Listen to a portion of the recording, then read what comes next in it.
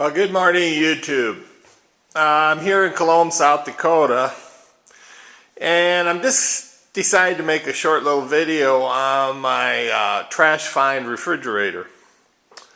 What we have here is a 2003 Amana French door refrigerator, which are basically made by Maytag.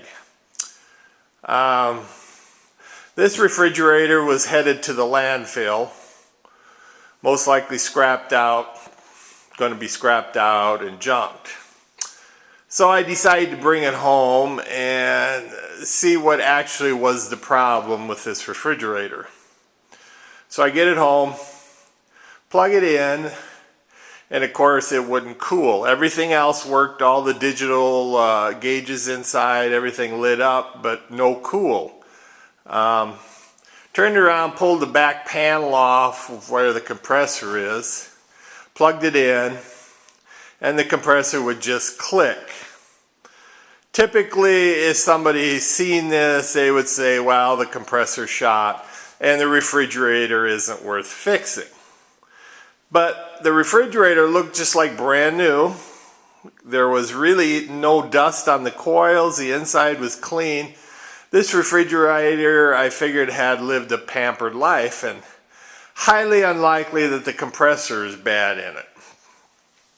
Now, I'm not an expert on refrigeration, but I am able to diagnose problems through the internet. Going on YouTube, you can basically find any answers to any questions you have. So I went to YouTube and put in no cool refrigerator, and a lot of videos popped up and basically said what the problem was.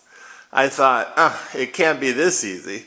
So my kid in Omaha, Nebraska works on refrigeration equipment, so I called him up and asked him what he thought. He said, well, Dad, the first thing you need to do is check the compressor to make sure it isn't burned out. So he kind of walked me through the steps, and I did watch it on YouTube, and it's pretty basically simple. I went and bought a decent $35 ohm meter, pulled the capacitor block off of the compressor, and that leaves you 3 prongs sticking out of the compressor.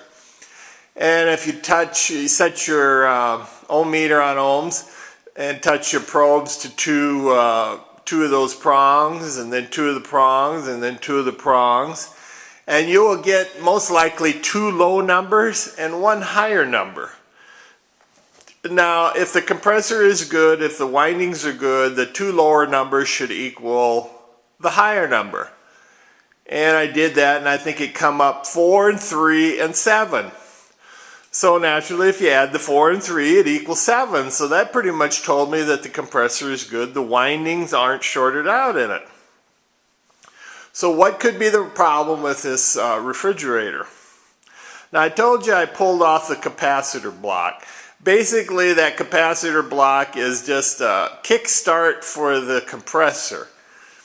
And what I read on YouTube, they said after about 5, 6, 7 years, these capacitor up kicks wear out after clicking on. Every time your refrigerator kicks on, that little black box has to click.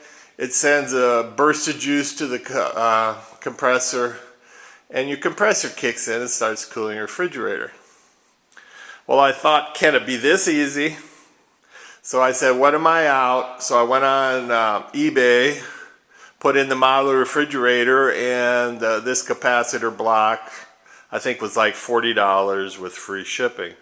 So I ordered one.